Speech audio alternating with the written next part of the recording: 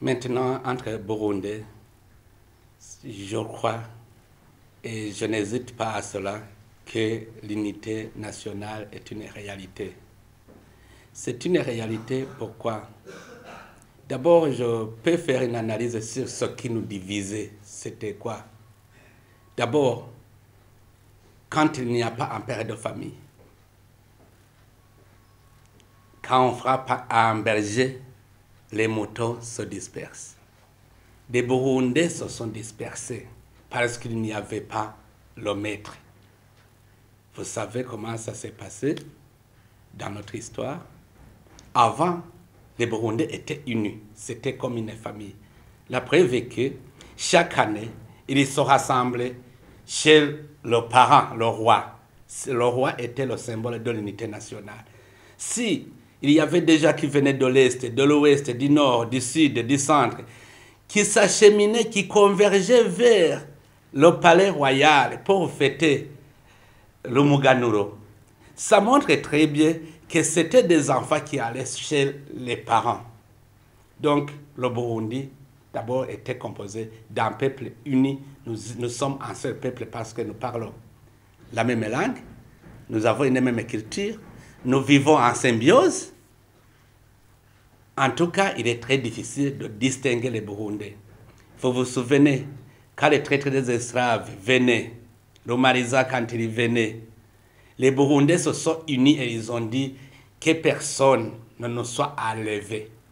Et ils ont combattu, ils ont résisté. On n'a pas eu un seul esclave du Burundi. Parce que les Burundais étaient unis avec l'unité. En fait, vous ne pouvez pas être vaincu. Oui, après, il y a eu la venue des colons. Les Allemands sont venus, ils ont attaqué le Burundi. Alors, ces Allemands qui utilisaient les armes à feu, alors que les Burundais utilisaient les armes traditionnelles, c'est normal que l'Allemagne a gagné. Et quand il a gagné, chaque fois, vous savez, dans une armée, quand une armée est vaincue, elle tombe en débandade. Les troupes tombent en débandade. Et quand vous gagnez, vous vous arrangez à ce que ces troupes qui sont en débandade ne se rassemblent pas. Parce que quand ils se rassemblent, ils doivent se réorganiser pour vous attaquer. C'est-à-dire, vous vous arrangez à ce qu'ils restent toujours dispersés. C'est ce qui a été fait. Le roi était presque inexistant. Il n'y avait plus de père de famille. Lui-même, il était traumatisé parce qu'il a payé une amende. Il était traumatisé. Les enfants, a fortiori, devraient être traumatisés. Alors, nous sommes nés de traumatisés, nous, aujourd'hui. Et on est resté dispersés. On est resté en débandade. Et celui qui nous a mis en débandade s'est arrangé pour nous ménager là où nous sommes. Il voulait gérer chacun dans cette dispersion. Alors, cela a été conclu en 1925 quand on a promulgué cet arrêté royal qui instituait la discrimination au Burundi. Alors, imaginez-vous quand il y a un État qui a institué la discrimination dans un pays. La famille s'est dispersée. La famille s'est dispersée. Alors, depuis ce jour-là, c'est l'apartheid qui régnait. Mais l'apartheid fait par qui? Pourquoi en fait, au Burundi, pourquoi on ne dit pas qu'il y a eu l'apartheid? C'est peut-être les gens pensaient que l'apartheid, c'est entre noirs et blancs. Mais aussi entre les peuples de même couleur. Il peut y avoir l'apartheid. C'est quoi? C'est la discrimination. C'est la discrimination. Alors, il y a eu cette politique de discrimination pendant longtemps. Voilà que, au moment où Rwagasore allait ramener l'unité nationale, c'est lui qui nous a dispersés, a refusé, parce qu'il disait si Rwagasore gagne, les Burundais reviendront à leur situation de départ dans l'unité. Et quand ils sont unis, c'est-à-dire le colon est vaincu. Et ils ont essayé à éliminer tout ce qui avait l'idée nationaliste, l'idée de rassembler les Burundais. Jusqu'à ce qu'on élimine même le roi, pour qu'on ne passe plus à l'unité. Parce que le roi était le symbole de l'unité nationale. Il fallait non plus penser à l'unité nationale. Et vous avez vu que depuis 1966, les Burundais se sont en train de déchirer. Pourquoi? Parce qu'il n'y avait pas d'État.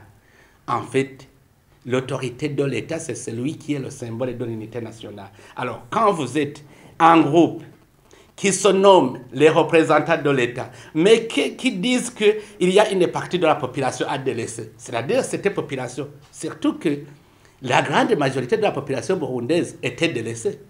Ils voyaient cette organisation étatique comme un groupe de gens qui ne font que opprimer la grande majorité. Alors, vous voyez comment on s'est divisé jusqu'en 93, c'est là où ça a été aussi très grave. C'était la débandade totale. Imaginez-vous, quand vous éliminez les institutions, vous ne les remplacez pas. Il n'y a pas d'État. En fait, on a créé un État sans État, parce qu'il n'y avait pas d'autorité. Alors, à ce moment-là, je ne vois pas comment je peux qualifier ce qui s'est passé.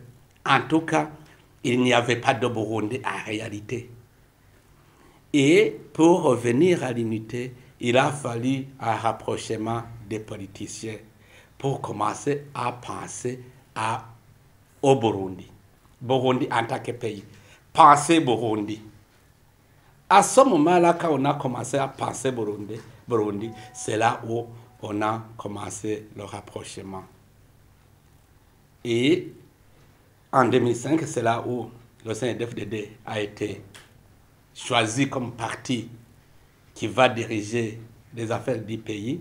Et heureusement que ce parti contenait la majorité volontairement, qui s'était unie, les Hutus, les Tutsis, les Tutsis, qui se sont unis au sein d'une organisation politique pour enfin guider le Burundi vers un développement équitable.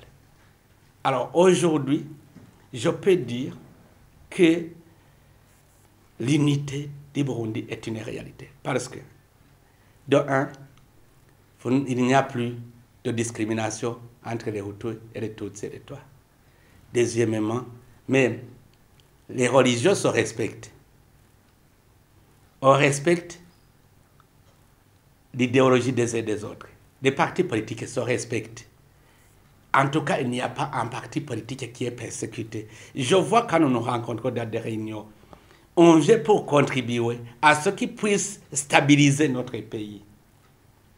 Alors là, je peux affirmer que ce sont des signes qui montrent qu'il y a l'unité nationale. Aussi, il y a l'autre preuve. L'autre preuve est que 2015, vous savez ce qui s'est passé. On voulait qu'il y ait encore une fois division sur base d'ethnie ici au Burundi. Mais les Burundais ont résisté. Et voilà que maintenant, ce qui s'est vu, c'était les politiciens ou tout aussi confondus d'une part qui combattaient pour le pouvoir, et les Hutus et les Tutsis, les Touaregs confondus aussi de l'autre côté. Donc, il y a l'unité. Sur base de l'ethnie, il y a l'unité. Seulement, les gens peuvent interpréter mal l'unité par rapport à l'idéologie. Tout le monde ne peut pas penser de la même manière. C'est pour cela que ceux qui partagent les idées politiques s'unissent ensemble dans un parti politique. Et ça, ce n'est pas une division. C'est la recherche des idées qui puissent faire avancer le pays vers un développement intégral entre tous les peuples, le peuple burundais. Donc cela ne constitue pas une division quand il y a beaucoup de partis politiques et quand il y a beaucoup de religions. Ça ne veut pas dire qu'il y a division. Ce qui est l'unité, c'est avoir les mêmes droits dans les affaires du pays, dans le partage du bien public et le bien commun. C'est ce qui montre qu'il y a l'unité. Et aussi quand quelqu'un agresse l'autre, il y a l'État, il y a la justice qui va vous départager des divergences. C'est-à-dire qu'il y a quand même ce qui nous unit. Quand il y a un conflit entre nous, il y a quelque chose, l'État, qui nous unit. Quand il y a conflit, il y a un jugement pour voir qui est en faute et qui n'est pas en faute. Et quand c'est civil, on essaie de résoudre ce conflit sans qu'il y ait des confrontations. Pour conserver cette unité nationale, je le dis, il faut la conserver jalousement. Parce qu'il y a toujours des gens qui vont rêver à nous diviser. Il faut qu'on maintienne cette unité. Ce que je conseille d'abord, c'est de comprendre que tous les Burundais sont les membres de cette famille des Burundais. Nous avons notre patrie, le Burundi. C'est notre patrimoine commun. Il faut que tout Burundais ait conscience qu'il n'y a pas autre patrimoine que ceci, que ce beau pays, le Burundi, que nous devons partager tous, que personne ne soit exclu. Il faut que chacun ait conscience de cela. Alors, quand vous comprenez que c'est notre patrie, c'est une patrie pour nous tous, que nous devons partager, nous tous, là, il faut d'abord songer ensuite comment y vivre ensemble et jouir les biens de ce pays. Pour jouir les biens de ce pays, nous devons aussi avoir conscience que l'autre est utile à toi. Si vous êtes docteur, il faut avoir conscience que vous êtes là pour servir un professeur qui est en train d'enseigner tes enfants. Quand vous êtes docteur, médecin, il faut avoir en tête que l'agriculteur est en train de chercher ce que tu vas manger le soir. Il faut savoir que chacun a un service à rendre à chacun. D'abord, il faut être unis parce que nous avons un bien commun qui nous unit. C'est notre bon pays, la patrie, le Burundi. Ensuite, nous sommes unis, nous devons avoir conscience que chacun sert l'autre. J'ai intérêt à celui-là. Comme ça, vous diriez toi-même dans ton esprit qu'il ne faut pas perdre l'autre parce que l'autre est à ton service. Et cela va permettre à tout le monde alors d'avoir cet esprit d'unité. Et puis, chacun va servir l'autre et tout le pays sera uni.